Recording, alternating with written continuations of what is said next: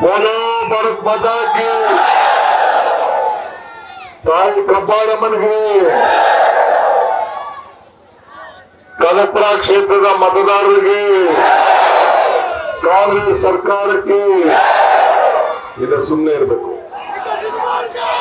ಈಗ ಇನ್ನ 6 ಕಡೆ ಹೋಗ್ಬೇಕು. ಹೀಗೆ ಸುಸ್ತಾಗ್ತಿದ್ದೀನಿ. 20 ಭಾಷಣ ಆಗಿದೆ ಬೆಳಗ್ಗೆಯಿಂದ. ದಯವಿಟ್ಟು ಸಹಕಾರ ಕೊಡ್ಬೇಕು. ಯಾರು ಕಿರ್ಚಕ್ ಹೋಗ್ಬೇಡಿ. ಆಮೇಲೆ ಮಾತಾಡೋಣ.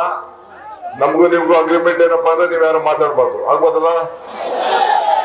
5 ನಿಮಿಷ 6 ನಿಮಿಷ 10 ನಿಮಿಷ ಮಾತಾಡ್ತೀನಿ. ತಾಳ್ಮೆಯಿಂದ ದಯವಿಟ್ಟು ಇರ್ಬೇಕು. ಆಗ್ಬೋದಲ್ಲ? ತಾಯಿ ಕಬ್ಬಾಳಮ್ಮಗೆ ನಿಮ್ಮೆಲ್ಲರ ಪರವಾಗಿ, ಸರ್ಕಾರದ ಪರವಾಗಿ ನನ್ನ ಸಾಕ್ಷಾಂಗ ಪ್ರಣಾಮಗಳನ್ನ ಅರ್ಪಿಸ್ತಾ ಇದ್ದೇನೆ. ನೀವೆಲ್ಲ ಈ ಸಾತೂರು ಹೋಬಳಿಯವರು, ಕಬ್ಬಾಳ ಪಂಚಾಯತಿಯವರು ಎಲ್ಲ ಇಲ್ಲಿ ಸೇರಿದ್ದೀರಿ. ಅರೆಕಡೆ ದೊಡ್ಡವರು ಸೇರಿಸಿದ್ದೀರಿ. ಸಾತೂರು ಹೋಬಳಿಯಲ್ಲಿ ಅರೆಕಡೆ ದೊಡ್ಡವ್ರೆ ಸುಮ್ಮನೆ ಇರಲ್ಲ.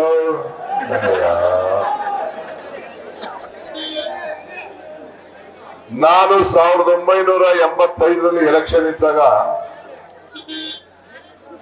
ಈ ಕಬ್ಬಾಳ ಹೆಂಗಿತ್ತು, ಈಗ ಹೆಂಗಾಗಿದೆ. ಸಾತೂರು ಹೆಂಗಿತ್ತು, ಈಗ ಹೆಂಗಾಗಿದೆ. ಈ ರಸ್ತೆ ಹೆಂಗಿತ್ತು, ಈಗ ಹೆಂಗಾಗಿದೆ. ಕನಕಪುರ ಟೌನ್ ಹೆಂಗಿತ್ತು, ಈಗ ಹೆಂಗಾಗಿದೆ. ಇದಕ್ಕೆ ಸಾಕ್ಷಿ ಏನು? ನಿಮ್ ಕಣ್ಗಳು. ಸ್ವಲ್ಪ ವಿರೂಪಾಕ್ಷಿಪುರನ ಮಾತಾಡ್ತಿಲ್ಲ. ಸ್ವಲ್ಪ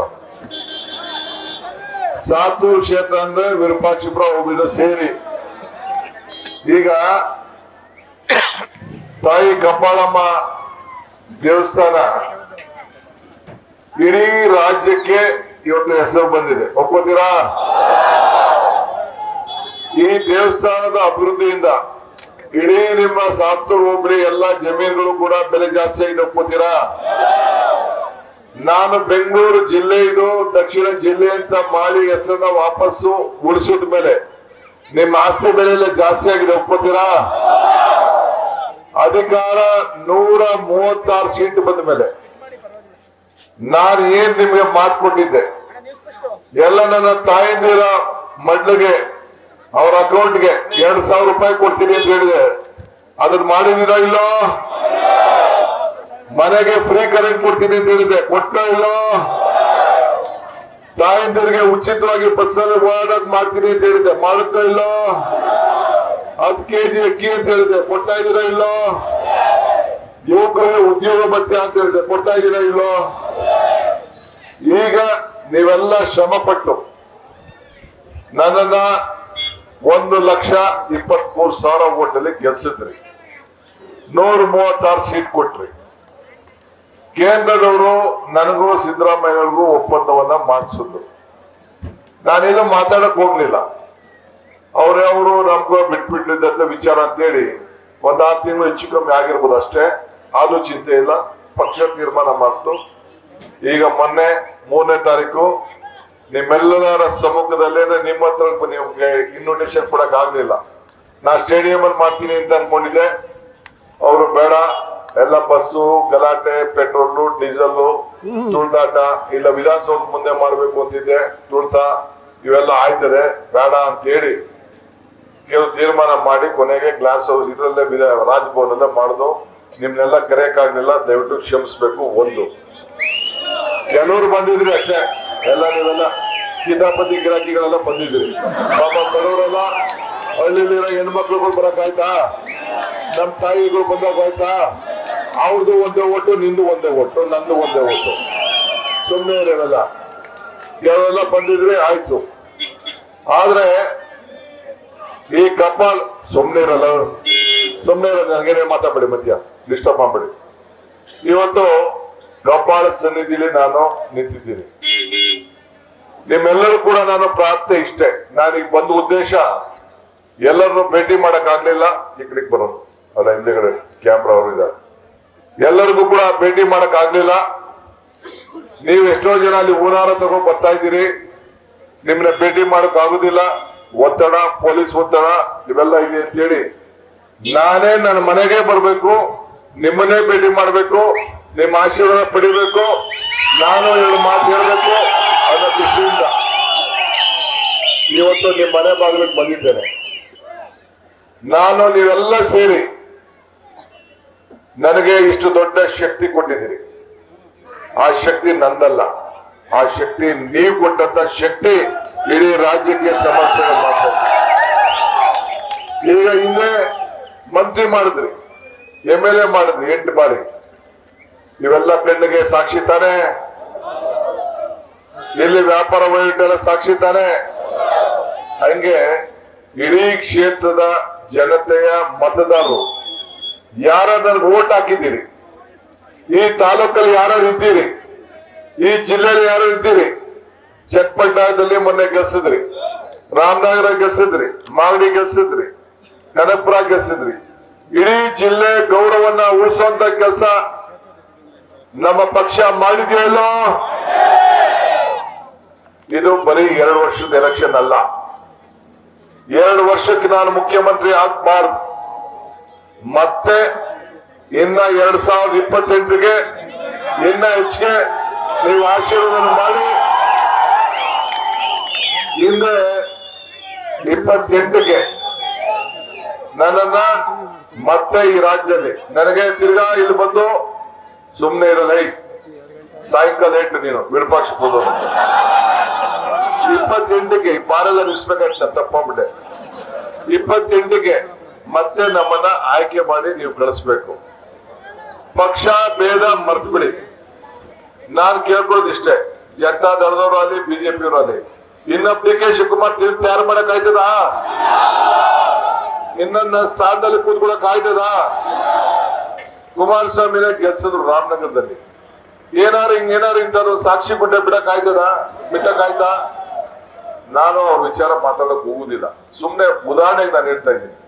ಉದಾಹರಣೆಗೆ ಇದೇ ದೇವರೇ ಸಾಕ್ಷಿ, ಈ ದೇವಾಲಯನೇ ಸಾಕ್ಷಿ, ಕಬ್ಬಳಮ್ಮನೇ ಸಾಕ್ಷಿ.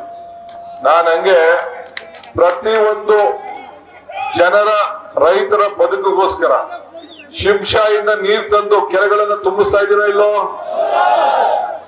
ಎಲ್ಲರಿಗೂ ಕೂಡ ಒಳ್ಳೆ ಕುಡಿಯೋ ನೀರು ಕೊಡಿಸ್ತಾ ಇದೀನೋ ಇಲ್ಲೋ? ಒಳ್ಳೆ ರೋಡ್ ಮಾಡಿಸಿದನೋ ಇಲ್ಲೋ?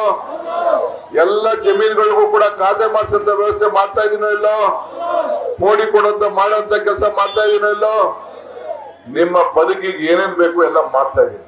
ಒಂದು ಉಳ್ಕೊಂಡಿದೆ, ಏನಪ್ಪಾ ಅಂದ್ರೆ ಮೇಕೆದಾಟು ಇರೋ ಅದು. ಆಮೇಲೆ ಮೇಕೆದಾಟು ನಿಂದ ಅಲ್ಲ, ಮೇಕೆದಾಟು ರಾಜ್ಯದ್ದು, ಬೆಂಗಳೂರು ಅದಿಲ್ಲ, ಆಮೇಲೆ ಮಾತಾಡೋಣ. ಒಂದು ಉಳ್ಕೊಂಡಿದೆ, ನಮ್ ಜನಕ್ಕೆ ಒಳ್ಳೆ ಹಾಸ್ಪಿಟ್ಲ್ ಬೇಕು. ಹಿಂದೆ ಮೆಡಿಕಲ್ ಕಾಲೇಜ್ ಮಿನಿಸ್ಟರ್ ಇದ್ದಾಗ ದಯಾನಂದ ಸಾಗರ್ ಕಾಲೇಜ್ಗೆ ಹಾಸ್ಪಿಟಲ್ ಮಾಡಿಸಿದೆ. ಈಗ ಸರ್ಕಾರದ ಫ್ರೀ ಹಾಸ್ಪಿಟಲ್ ಮಾಡಬೇಕು.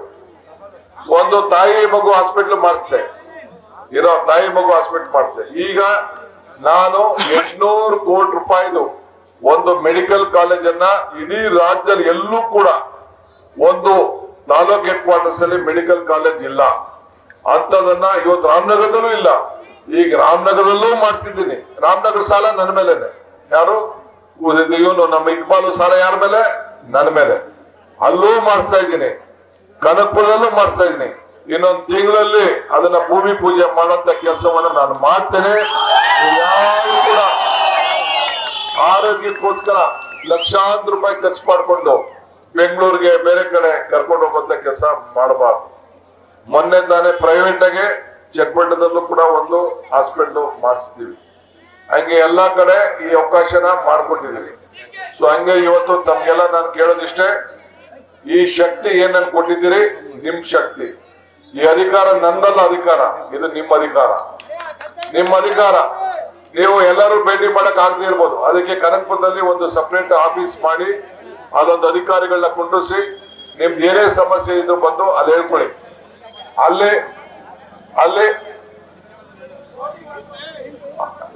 ಅಲ್ಲೆಲ್ಲ ರೈತರಿಗೆ ನಾನು ಹೇಳ್ತೀನಿ, ಅಲ್ಲಿ ನಿಮ್ಗೆ ಏನೇ ಅರ್ಜಿ ಕೊಟ್ರು ಅದನ್ನ ನಾನು ಸುರೇಶ್ ಕೂತ್ಕೊಂಡು ಪರಿಶೀಲನೆ ಮಾಡಿ ನಿಮ್ಗೇನ್ ನ್ಯಾಯ ಒದಗಿಸ್ಕೊಡ್ಬೇಕು ಅಂತ ಮಾಡ್ತೀನಿ. ಇವ್ರು ಯಾರೊಬ್ಬ ಪೂರ್ಣಿ ವಿಚಾರ ಇರ್ತಾವೆ, ನಮ್ಗೆ ಆನೆ ಗ್ಯಾರಂಟಿ, ಭೂಮಿ ಗ್ಯಾರಂಟಿ. ಈ ತಾಲೂಕಿನ ಪ್ರತಿಯೊಬ್ಬ ರೈತನಿಗೂ ಕೂಡ ಆ P ನಂಬರ್ಗಳನ್ನೆಲ್ಲ ತಗ್ಸಿಸಿ ದಾಖಲೆಗಳು ಕರೆಕ್ಟ್ ಆಗಿರೋ ಕಡೆ ಮಾಡಿ ಎಲ್ಲರೂ ಕೂಡ ಭೂ ದಾಖಲೆಯನ್ನ ಕೊಡುವಂತ ಕೆಲಸವನ್ನ ಮಾಡ್ತೀನಿ. ಒಬ್ಬರಿಗೂ ಕೂಡ ₹1 ಲಂಚ ಕೊಡಕ್ ಹೋಗ್ಬೇಡಿ, ಒಬ್ಬಂಗೂ ಒಂದ್ ಲಂಚ ಕೊಡಕ್ ಹೋಗ್ಬೇಡಿ, ಯಾವ್ದಕ್ಕೂ ಭಾಗಿಯಾಕ್ ಹೋಗ್ಬೇಡಿ. ಮಿಕ್ಕಿದ ಏಯ್ ಇರ ಕೊಡಬಿಟ್ಟವನ ಇನ್ನೊಂದು ವಾರ ಇಲ್ಲಿ ಎಲ್ಲ ವೈನ್ ಶಾಪ್ ನಿಲ್ಲಿಸ್ಬಿಡ್ತೀನಿ ಅಷ್ಟೇ. ನಾನು ಸುಮ್ಮನೆ ಇದೀಗ ಈಗೆಲ್ಲ ಸೇರಿ ನೀವಿಷ್ಟು ಮಾಡಿ. ಇವತ್ತು ನಾನು ಬಂದಿರೋದು ನಿಮ್ಗೆ ಕೃತಜ್ಞತೆ ಹೇಳಬೇಕು. ಕೊಟ್ಟಂತ ಶಕ್ತಿಗೆ ನಿಮ್ ಋಣ ತೀರ್ಸ್ಲಿಕ್ಕೆ ನಾನು ಬದ್ಧನಾಗಿದ್ದೇನೆ. ನೀವು ನನಗೆ ಸಹಕಾರ ಕೊಡಬೇಕು. ಈಗ ಇನ್ನೊಂದು ದೊಡ್ಡ ಅಪಾಯ ಬಂದ್ಬಿಟ್ಟಿದೆ. ಕೇಳ್ರಿ, ಕೇಳಲಿ, ಒಂದು ಅಪಾಯ ಬಂದ್ಬಿಟ್ಟಿದೆ. ಏನದಂದ್ರೆ ಅಪಾಯ ಅಂದ್ರೆ ನಿಮ್ಮ ಓಟ್ನ ಕಿತ್ತಾಕುವಂಥದ್ದು. SIR ತಮಿಳುನಾಡಲ್ಲಿ 65 ಲಕ್ಷ ಕಿತ್ತಾಕ್ಬಿಟ್ಟವ್ರೆ. ಇದರಲ್ಲಿ ವೆಸ್ಟ್ ಬೆಂಗಾಲ್ ಅಲ್ಲಿ 90 ಲಕ್ಷ ಕಿತ್ತಾಕ್ಬಿಟ್ಟವ್ರೆ. ಓಟ್ ಇಲ್ಲ ಅಂದ್ರೆ ಬಸ್ ಪಾಸ್ ಇಲ್ಲ, ಓಟ್ ಇಲ್ಲ ಅಂದ್ರೆ ಗೃಹ ಜ್ಯೋತಿ ಇಲ್ಲ, ಓಟ್ ಇಲ್ಲ ಅಂದ್ರೆ ಗೃಹಲಕ್ಷ್ಮಿ ಇಲ್ಲ, ಓಟ್ ಇಲ್ಲ ಅಂದ್ರೆ ಅನ್ನಭಾಗ್ಯ ಇಲ್ಲ. ಹುಷಾರಾಗಿರಿ. ಇನ್ನೊಂದು 15-20 ದಿನದಲ್ಲಿ ನಿಮ್ ಮನೆ ಬಾಗಿಲಿಗೆ ನಮ್ಮ PLOಗಳು ಬಂದು ಒಂದು ಚೀಟಿ ಕೊಡ್ತಾರೆ, ಎನ್ಯುಮರೇಷನ್ ಫಾರಂ ಅಂತ ಕೊಡ್ತಾರೆ. ಅದನ್ನ ನೀವು ಫಿಲ್ಅಪ್ ಮಾಡಿ ನೀವು ಸೈನ್ ಹಾಕಿ ವಾಪಸ್ ಕೊಡಬೇಕು. ಯಾವ್ದಾರ ದಾಖಲೆ ಇತ್ತು ಅಂದ್ರೆ ತೆಗೆದು ಕೊಡ್ಬೇಕು, ಅದಕ್ಕೆ ಕೊಡ್ಬೇಕು. ನಾನು ಅದು ಏನೇನ್ ದಾಖಲೆ ಕೊಡ್ಬೇಕು ಅಂತ ಎಲ್ಲಾ ಅಧಿಕಾರಿಗಳಿಗೆ ಹೇಳ್ತೀನಿ. ನಾನು ನಮ್ ಕಾರ್ಯಕರ್ತರಿಗೂ ಹೇಳ್ತೀನಿ, ಎಲ್ಲಾ ಪಾರ್ಟಿಗೂ ಓಟ್ ಕೊಡ್ಸಿ. ಬರೀ ನಮ್ ಪಾರ್ಟಿ ಅವರೆಲ್ಲ ನಾವು ಮೋಸ ಮಾಡೋದಿಲ್ಲ. ನನಗಿನ್ನು ಮುಂದಕ್ಕೆ ಮೋಸ ಮಾಡಿದ್ರೆ ಅವ್ರ ಆತ್ಮಕ್ಕೆ ಮೋಸ ಮಾಡ್ಕೊಂಡೆ. ಸೊ ಅದಕ್ಕೆ ಕಪಾಳವನ್ನೇ ನೋಡ್ಕೊಳ್ಳಿ. ನಾವು ಅವರ ಮತದಾನದ ಹಕ್ಕನ್ನ ಉಳಿಸ್ಬೇಕು.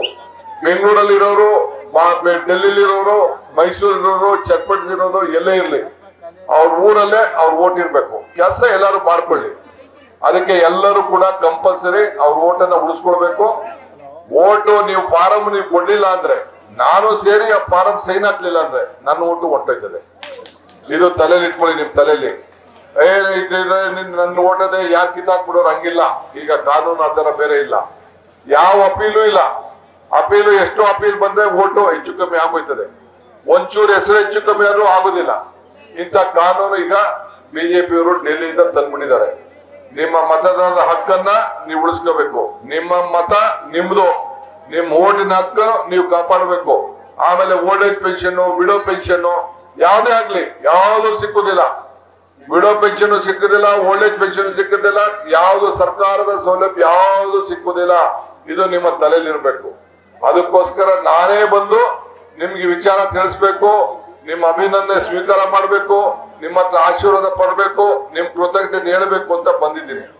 ನನ್ನನ್ನ ಬಿಜೆಪಿಯವರು ಕಷ್ಟ ಕಾಲಕ್ಕೆ ಸಿಕ್ಕಿದಾಗ ನಿಮ್ಮ ಪ್ರಾರ್ಥನೆ, ನಿಮ್ಮ ಪ್ರಯತ್ನ, ನಿಮ್ಮ ಹೋರಾಟ, ನಿಮ್ಮ ಛಲ, ಇಡೀ ಡೆಲ್ಲಿ ಗಂಟ ಕಾಲಲ್ಲಿ ಚಪ್ಪಲಿ ಇದ್ದವರೆಲ್ಲ ಪಾಪ ಡೆಲ್ಲಿಗೆ ಬಂದಿದ್ರು. ಎಲ್ಲ ಫ್ಲೈಟ್ ದುಡ್ಡು ಹಾಕೊಂಡು ಬಂದಿದ್ರು. ನೀವು ಪಟ್ಟಂತ ಶ್ರಮ ನಾನು ಮರೀಲಿಕ್ಕೆ ಸಾಧ್ಯ ಇಲ್ಲ. ನಿಮ್ಮ ಹೋರಾಟ ನಾನು ಮರೀಲಿಕ್ಕೆ ಸಾಧ್ಯ ಇಲ್ಲ. ನೀವು ಪ್ರಾರ್ಥನೆ ಮಾಡಿದ್ದೀರಿ, ಅರ್ಕೆ ಮಾಡ್ಕೊಂಡಿದ್ದೀರಿ, ದೇವರಲ್ಲಿ ಕೇಳ್ಕೊಂಡಿದ್ದೀರಿ. ಯಾಕಪ್ಪ ನಮ್ ಶಿವಕುಮಾರ್ಗಿಂತ ಕಷ್ಟ ಕೊಡ್ತಾವ್ರೆ ಅಂತ ಹೇಳಿ ತಾವೆಲ್ಲ ಮನೇಲಿ ತಾಯಂದಿರು, ಹಿರಿಯರು, ಯುವಕರು ಎಲ್ಲ ಕಣ್ಣಲ್ಲಿ ನೀರು ಹಾಕಿದ್ದೀರಿ. ಇದನ್ನು ನಾನು ಮರೀಲಿಕ್ಕೆ ಸಾಧ್ಯ ಇಲ್ಲ. ಈ ಕೊಟ್ಟಂತ ಶಕ್ತಿಯಿಂದನೇ ಇವತ್ತು ರಾಜ್ಯಕ್ಕೆ ನಿಮ್ಮ ಸೇವೆಯನ್ನ ಮಾಡ್ಲಿಕ್ಕೆ ಒಂದು ಅವಕಾಶ, ಒಂದು ದೊಡ್ಡ ಹುದ್ದೆ ಸಿಕ್ಕಿದೆ. ಇಡೀ ಕನಕಪುರ ರಾಜ್ಯ ಅಲ್ಲ, ಇಡೀ ರಾಷ್ಟ್ರ, ಕರ್ನಾಟಕ ರಾಜ್ಯ ಅಲ್ಲ, ಇಡೀ ರಾಷ್ಟ್ರ ಈ ನಿಮ್ಮ ಮಗ DK ಶಿವಕುಮಾರ್ ನಮ್ಮ ನೋಡ್ತಾ ಇದೆ. ನಿಮ್ಮ ಮಗನ ಕಾಪಾಡಬೇಕು, ಉಳಿಸ್ಕೊಳ್ಬೇಕು, ಆಶೀರ್ವಾದ ಮಾಡಬೇಕು. ನಾನು ಕೂಡ ನಿಮ್ಗೆ ಯಾವ ರೀತಿಯ ಹೆಸರನ್ನ ಧಕ್ಕೆ ತರೋ ರೀತಿಯಲ್ಲಿ ನಾವು ನಡ್ಕೊಂಡು ಹೋಗ್ತಾ ಇದ್ದೀನಿ. 40 ವರ್ಷದಿಂದ ನಾನು ಮಾಡ್ತಾ ಇದ್ದೀನೋ ಇಲ್ಲೋ? ಯಾರಾದ್ರೂ ಒಂದು ಸಣ್ಣ ವಿಚಾರ ಕೈ ಹಾಕಿದ್ದೀರ? ನಾನು ಏನಿಲ್ಲ, ಆ ರೀತಿ ನಾನು ನಡ್ಕೊಂಡು ಬರ್ತಾ ಇದ್ದೀನಿ.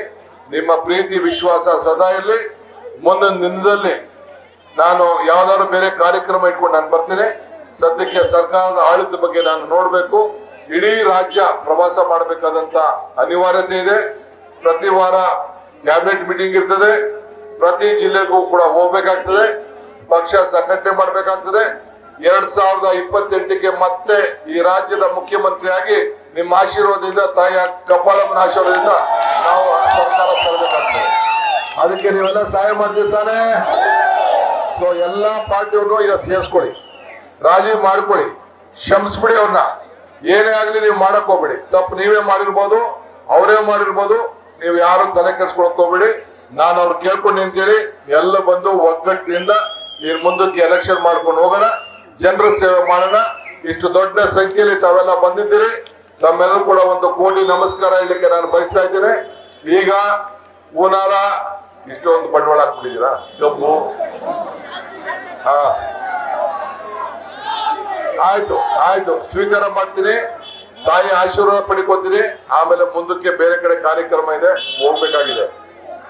ಹಾ,